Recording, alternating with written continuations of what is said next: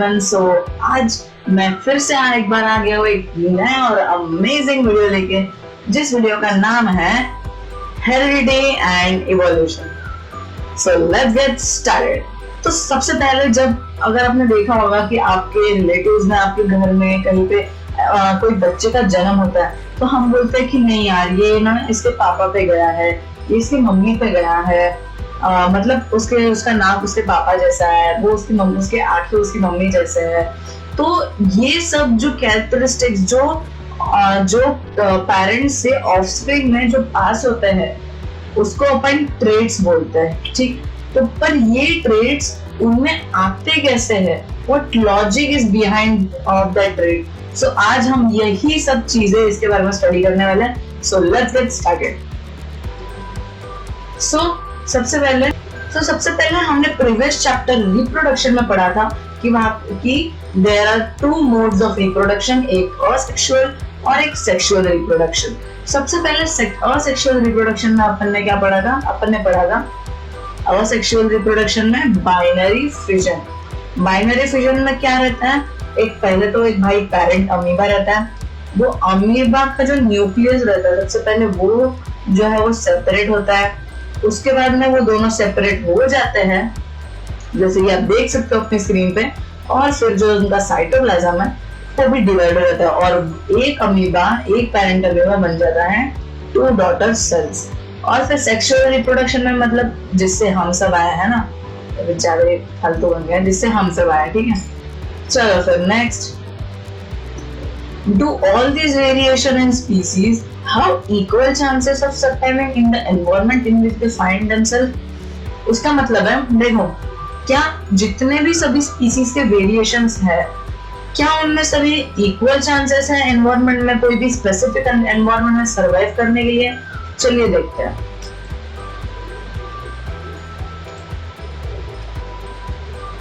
सबसे पहले अपन जानेंगे हेरिडिटी के बारे में। तो भाई, heredity is the process of passing traits or characteristics from parents to offspring. The process of heredity is also called inheritance. तो कुछ characteristics जिनको अपन traits बोलते हैं, वो parents से लेके offspring में कैसे पास होते हैं? हेरिडिटी मतलब कैसे पास नहीं, जो पास होते हैं उसको अपन हेरिडिटी बोलते हैं। हेरिडिटी को और भी कुछ बोलते हैं, जो है इनहेरिटेंस। जो ट्रेट्स रहते हैं ना, जैसे कि ये जो ट्रेट्स है भाई, एक सेकेंड, ये जो ट्रेट्स है, ये ट्रेट्स को हम 2 तरीके से लिखते हैं। एक होता है इनहेरिट ट्रेट्स और एक होता है एक्वायर्ड ट्रेट्स। देखो, इनहेरिटेड ट्रेट ऐसे ट्रेट्स होते हैं जो हमें अपने माँ बाप से मिलता है, जैसे मेरा नाक मेरे पापा जैसा है, मेरी आंखें मेरी मम्मी जैसी है। ये सब जो है ये इनहेरिटेड है। ये मैंने खुद नहीं किया कि हाँ, मतलब मैंने इसके लिए कोई ट्रेनिंग की जिसकी वजह से मेरे आंखें मम्मी जैसा होगा, मतलब मेरा नाक पापा जैसा होगा, ऐसा नहीं। ये कैरेक्टरिस्टिक्स मुझे जब मैं पैदा हुआ मुझे तब से मिले हैं, ठीक है। और फिर नेक्स्ट थिंग आती है एक्वायर्ड ट्रेट्स। एक्वायर्ड ट्रेट्स क्या? एक्वायर्ड ट्रेट्स जिनको हम अपनी जिंदगी भर में एक्वायर करते हैं, जैसे कि समझो कोई सिंगर का बच्चा, वो पैदा सिंगर ही तो नहीं होगा ना, उसको सिंगिंग में अपना प्रोफेशन लाना पड़ेगा, प्रैक्टिस करनी पड़ेगी, तब जाके वो जो ट्रेट है उसमें वो आएगा। स्विमिंग समझ लो, एक और जो स्विमर है, समझो उसका बच्चा डायरेक्टली स्विमिंग करने तो नहीं लग जाएगा ना, उसको स्विमिंग सीखनी पड़ेगी, है ना। तो ये होता है इनहेरिट ट्रेट्स और एक्वायर्ड ट्रेट्स का डिफरेंस। नेक्स्ट चीज, on what logic characteristics are transferred? कौन से लॉजिक में जो कैरेक्टरिस्टिक्स है कि ये मम्मी से ही आएगा, ये पापा से ही आया, क्यों, क्या लॉजिक है पीछे का? तो ये सब ढूंढने के लिए एक हमारे बहुत प्रिय ग्रेगोर मेंडल, जिनको मेंडल चाचा भी बोलते हैं, वो आए हमारे सामने।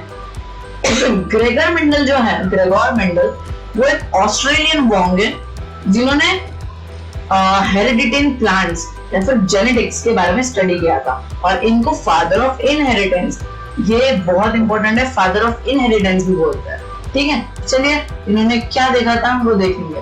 देखो, सबसे पहले ना, देखो, जो अपने ग्रेगोर मेंडल थे, उनके घर पे ना उनके घर पे ना मटर पनीर की सब्जी बनी थी। तो उन्होंने सोचा कि भाई अगर अभी कोई टेस्ट सब्जेक्ट मिल नहीं रहा मेरे को कुछ टेस्ट करने के लिए, तो सोचा उन्होंने चलो मटर ही ले लेते हैं, गार्डन टी प्लांट ही ले लेते हैं। अब ऐसा तो नहीं कि उनके घर पे मटर पनीर बना था इसलिए उन्होंने टी प्लांट ले लिया, गार्डन टी प्लांट।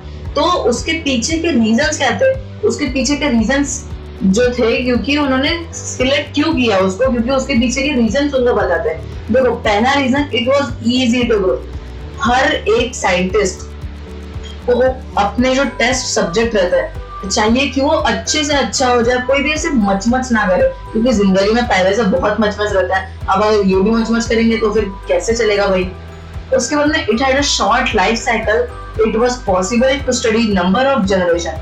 देखो इसकी लाइफ साइकिल छोटी होने के कारण अलग अलग जनरेशन जल्दी जल्दी आते हैं, जिससे अपन फटाफट स्टडी कर सकते हैं एकदम शॉर्ट टाइम में। उसके बाद में it produce many offspring in one cross. ये एक ही बार में बहुत सारे अपने और टी प्लांट्स जैसे मतलब जो वो जो सब्जी रहती है ना पी की ऐसी लटकी हुई है ऐसी वो और बना देते हैं। ठीक है, फिर ईज इन मैनिपुलेटिंग पॉलिनेशन की भी काम करता है, खासकर क्रॉस पॉलिनेशन के काम में आता है। फिर presence of observable traits with contrasting forms. Presence of observable traits मतलब जिन्हें हम आंखों से देख सकते हैं, ऐसा नहीं कि उनके जेनेटिक्स के अंदर अपन स्टडी करके देखेंगे हाँ ये अलग है ये अलग है, ऐसा नहीं। वो हम आंखों से देख सकते हैं कि वो अपन उसको ऑब्जर्व कर सकते हैं, उसके ऑब्जर्वेबल ट्रेट्स है। क्योंकि और जिनको ना पता हो, जो अपना गार्डन टी प्लांट रहता है ना, उसको अपन साइंटिफिक भाषा में पाइसम सटाइवम भी बोलते हैं। ठीक है, चलो अब जैसे कि ये जो पिछली स्लाइड है मैंने आपको बताया, इसमें कॉन्ट्रास्टिंग फॉर्म्स रहते हैं। अब कॉन्ट्रास्टिंग फॉर्म्स जो रहते हैं वो दो टाइप के रहते हैं, एक होता है डोमिनेंट ट्रेट और एक होता है रेसेसिव ट्रेट। डोमिनेंट ट्रेट जो रहता है वो क्या काम करता है?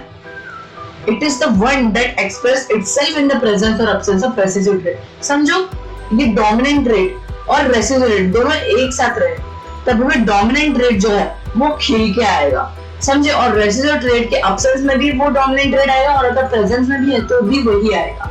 और रेसिड्यूअल ट्रेट मतलब क्या? It is the one that express itself only in the absence of dominant trait. अगर रेसिड्यूअल ट्रेट में डोमिनेंट ट्रेट ना रहा तो फिर रेसिड्यूअल ट्रेट जो है वो खुद को एक्सप्रेस करेगा। अगर आपको नहीं समझ में आ रहा है तो मैं इसको और अच्छे से और डिटेल में समझाऊंगा। ओके, चलो next, traits with contrasting forms. देखो तो उसमें अपन एक क्या बोल सकते हैं, उसको प्लांट में अपन क्या क्या स्टडी कर सकते हैं। उसका seed form, seed colour, pod form, pod colour, flower position, seed pod colour और स्टेम लेंथ। ये सब अपन स्टडी कर सकते हैं। ठीक है, सबसे पहले सीड फॉर्म जो रहता है वो दो तरीके के रहते हैं, एक राउंड और एक व्रिंकल। जो ये सब आपको ये जो ऊपर वाले दिखेंगे ना, ये सभी के सभी ये सब है डोमिनेंट ट्रेट, और जो नीचे वाले होंगे ये रेसेसिव ट्रेट। इसका एक अच्छा सा एग्जांपल देता मैं आपको। जैसे कि देखो समझो दो सब्जियां हैं, एक समझो मसाला भिंडी और दूसरा पालक पनीर भी शाही पनीर या फिर कढ़ाई पनीर। ठीक है, तो समझो लोग ज्यादातर मसाला भिंडी को छोड़ के कढ़ाई पनीर जो है वो ज्यादा लेना पसंद करते। ऐसा नहीं है, मतलब कुछ लोग लेते भी हैं, ऐसा नहीं बोल रहे कि बिल्कुल नहीं लेते, पर जो कढ़ाई पनीर रहता है उसको लोग ज्यादा प्रेफर करते हैं। तो वही समझ लो, कढ़ाई पनीर जो है वो डोमिनेंट ट्रेट है और जो मसाला भिंडी है वो रेसेसिव ट्रेट है, समझे। तो देखो सीड फॉर्म दो तरीके के होते हैं, एक राउंड और व्रिंकल। राउंड जो है dominant, wrinkle recessive. Seed colour yellow और ग्रीन। ठीक है, आपको डोमिनेंट रेसेसिव तो पता है, ऊपर वाले सारे डोमिनेंट है, नीचे वाले सारे रेसेसिव है। फिर पॉड फॉर्म वो इन्फ्लेटेड रहेगा या फिर रिस्ट्रिक्टेड रहेगा। पॉड कलर ग्रीन रहेगा, येलो रहेगा। फ्लावर पोजीशन, फ्लावर नीचे रहेगा, एक्सिल या फिर एक्सिल मतलब स्टेम के साथ में रहेगा, या फिर जो टर्मिनल है मतलब जो प्लांट्स मतलब जो फ्लावर्स का जो उनका जो पोजीशन है वो ऑन द टॉप रहेगा। उसका हमने सीड कोट कलर, सीड का जो कोट रहता है उसका कलर कैसा रहेगा, एक तो वो ग्रे या फिर ग्रे ब्राउन रहेगा या फिर वो व्हाइट रहेगा। उसके बाद में टॉल, स्टीम लॉन्ग में वो एक टॉल रहता है और एक शॉर्ट रहता है, ठीक है। इसको और अच्छे से पढ़ेंगे भाई, जब तक के समझ में आए तो तब तक के पढ़ेंगे, और उनको पढ़ने से पहले हम कुछ इंपॉर्टेंट टर्म्स देख लेते हैं। सो अलील, ये क्या कर दिया अलील, अलील क्या होता है, एक सेकेंड। अलील जो होता है वो different forms of a given gene. अब आप सोचोगे भाई अब जीन क्या होता है यार, चलो मैं इसको आपको देखो, ह्यूमन बॉडी में, ठीक है, 23 देखा देखते हैं, 23 पेयर्स ऑफ क्रोमोसोम रहते हैं। ये आपने पिछले चैप्टर में पढ़ा ही था कि ह्यूमन बॉडी में 23 पेयर्स ऑफ क्रोमोसोम रहते हैं, उसमें से एक पेयर जो है वो सेक्स क्रोमोसोम होता है, वो बताने की आपको जरूरत नहीं है।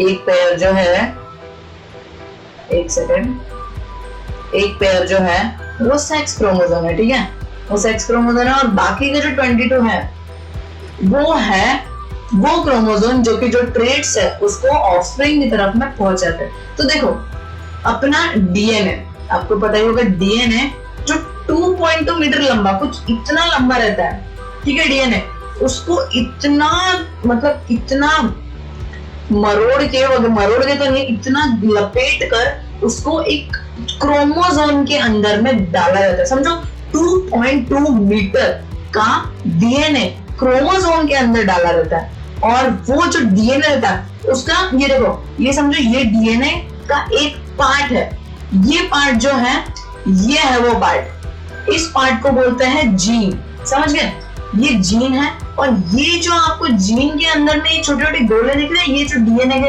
हैं इसको अपन बोलते हैं अलील।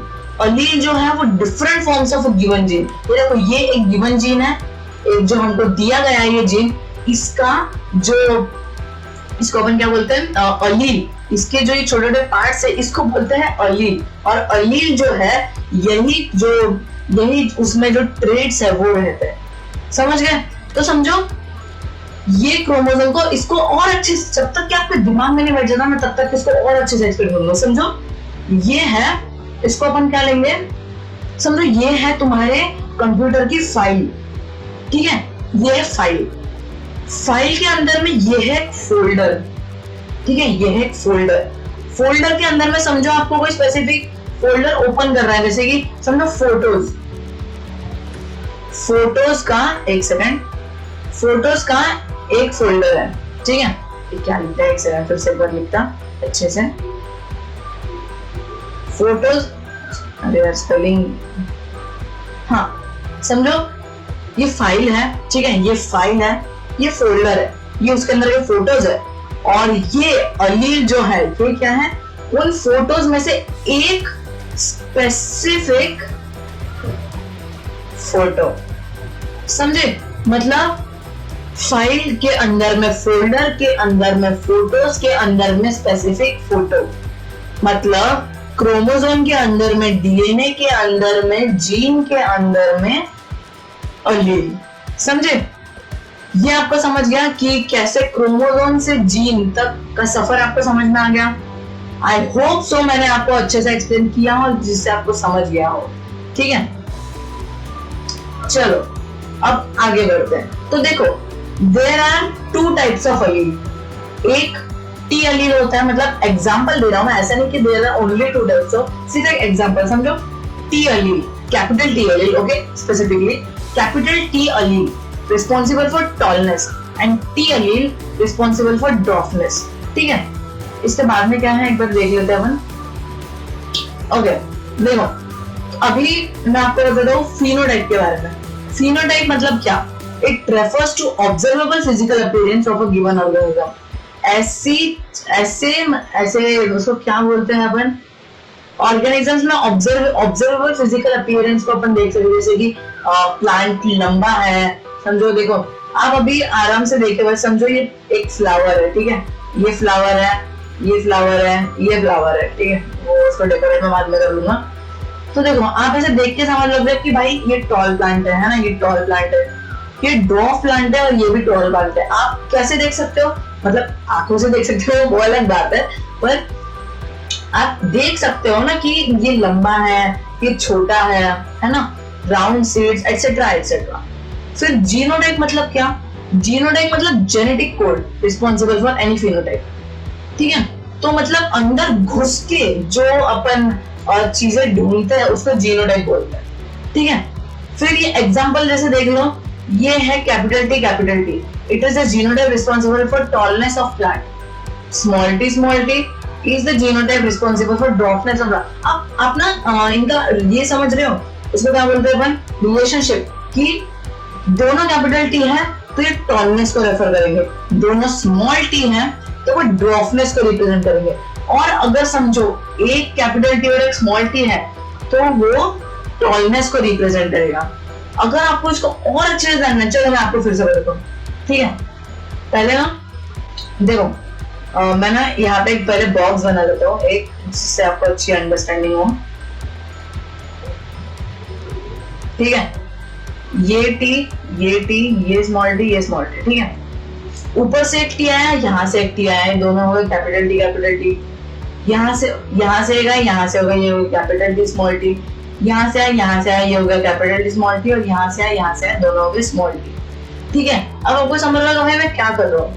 देखो समझो एक इलेक्शन चल रहा है, ठीक है, और समझो ये जो कैपिटल टी है ये 18+ है, मतलब वो वोट कर सकता है ना अपने कंट्री में, समझो। तो वो दोनों बंदे इलेक्शन के लिए गए, वो दोनों के दोनों इलेक्ट कर सकते हैं, वो वोट कर सकते हैं, इसलिए ये दोनों जो है ये दोनों आगे आएंगे, टी और टी जो है वो आगे आएंगे, ठीक है। उसके बाद में समझो ये बड़ा भाई है, ये देखो दोनों बड़े भाई है तो दोनों के दोनों वोट कर सकते हैं, मतलब दोनों के दोनों जीनोटाइप के लिए रिस्पॉन्सिबल रहेंगे, टॉलनेस के लिए रिस्पॉन्सिबल रहेंगे। एक बड़ा भाई एक छोटा भाई है, तो जैसे आपने सुना होगा कि जो छोटे बच्चे रहते हैं वो कभी वोट नहीं करते, जो बड़ा है ना 18+ वही वोट करता है, मतलब चाहे वो बड़ा चाहे एक बड़ा हो एक छोटा हो, जो बड़ा है वही जो है रिस्पॉन्सिबल रहेगा जीनोटाइप के लिए, वही वोटिंग करेगा। मतलब एक अगर कैपिटल टी है तो भी वो टॉल ही रहेगा, समझ रहे हो? मेरी बात को समझने की कोशिश करो। उसके बाद में समझो दोनों के दोनों छोटे भाई है, तो अभी हम लोग उन लोगों की एज को मिला के अगर हम लोग 18 या 18+ होगी तो उन्होंने भी वोट कर दिया, मतलब ऐसा होता तो नहीं, एक्चुअली मैं बस आपको एग्जांपल बता रहा हूँ। तो ये हो जाता है ड्वार्फनेस, ठीक है, ये बन जाता है प्लांट ड्वार्फ। आपको समझ में आया कि दोनों के दोनों बड़े भाई हो तो टॉलनेस होगा, एक बड़ा भाई एक छोटा भाई हो तो भी टॉलनेस होगा, अगर दोनों छोटे भाई हो तो ड्वार्फनेस होगा, समझ रहे हो? चलो अभी नेक्स्ट इसमें अपन अभी फिर से कुछ इंपॉर्टेंट टर्म्स जो है वो स्टडी करेंगे। सबसे पहले होमोजाइगस मतलब क्या? होमोजाइगस टॉल, होमोजाइगस शॉर्ट वगैरह। तो देखो it refers to the condition when same type of allele present for a genotypic code. देखो होमोजाइगस जो है, समझो दोनों के दोनों, देखो ये दोनों के दोनों टी है, कैपिटल टी, दोनों बड़े भाई है, तो ये होमोजाइगस टॉल है क्योंकि दोनों के दोनों सेम टाइप ऑफ एलील है। एक कैपिटल टी एक स्मॉल टी हुआ, इसको अपन बोलते हैं हेटेरोजाइगस टॉल। हेटेरोजाइगस क्यों बोलते हैं? हेटेरोजाइगस में क्या होता है, दोनों डिफरेंट एलील होते हैं। जैसे कि ये जो है ये होमोजाइगस है, ठीक है, ये होमोजाइगस है, ये जो है ये हेटेरोजाइगस है, ठीक है। ये जो है ये क्या है, ये है होमोजाइगस, क्योंकि दोनों के दोनों शॉर्ट है, मतलब दोनों के दोनों स्मॉल है। समझ रहे हो? बात को समझने की अच्छे से कोशिश करो, अपना ना थोड़ा कंसंट्रेशन लेवल बढ़ाओ जिससे और अच्छे से समझ में आए, ठीक। चलो उसके बाद में नेक्स्ट अपना monohybrid cross study of single trait. Single trait के बारे में अभी अपने को स्टडी करना है। सिंगल ट्रेट में क्या होता है? देखो सिंगल ट्रेट में माने एक कैपिटल टी एक स्मॉल टी, ये हो गया एक ट्रेट, ठीक है। इसको ही अगर हम इसके ही साथ में ये कर दें, सॉरी ये एक्चुअली में दूसरा टॉपिक है। देखो ये है ट्रेट, समझो। तो इसकी पेरेंटल जनरेशन जो है, पेरेंटल जनरेशन वो समझो सेम टाइप है, ठीक है। तो उसके बाद में जो उसके बच्चे आएंगे, बच्चे मतलब उसके बाद की जो नेक्स्ट जनरेशन रहेंगी उसको हम बोलते हैं F1 जनरेशन। मतलब यहाँ से एक ट्रेड आएगा, यहाँ से एक ट्रेड आएगा, ये बन गई F1 जनरेशन, ठीक है। ये अपनी F1 जनरेशन हो गई। उसके बाद में अपन सेल्फिंग ऑफ F1 करेंगे। अपन ने देखा F1 में ये दोनों थे और फिर से अपन इसको इसके साथ ही करेंगे, तो उसके अंदर F2 डोनेशन क्या होंगी, यहाँ से एक आएगा, यहाँ से दूसरा आएगा, यहाँ से कैपिटल टी आया, यहाँ से स्मॉल टी आया, बन गया भाई सेल्फिंग ऑफ F1। F1 को भी उसके साथ में सेल्फ करा लिया, तो ये अगर बन गया तो अपनी फिर नेक्स्ट जनरेशन बन जाएंगी जिसको अपन बोलते हैं F2 जनरेशन। समझ रहे हो बात, तो समझ रहे हो। देखो फिर इसका अपन जीनोटाइपिक कोड जो है, जीनोटाइपिक कोड रेशियो सॉरी, और अपन फिनोटाइपिक रेशियो, वो दोनों के दोनों स्टडी करेंगे। देखो मैंने आपको पिछले इसमें एक बॉक्स बना के दिखाया था, फिर से एक बार बना देता हूँ, ठीक है।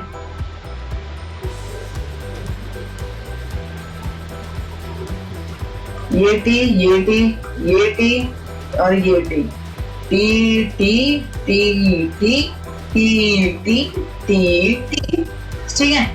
तो इसका फिनोटाइपिक रेशियो क्या है?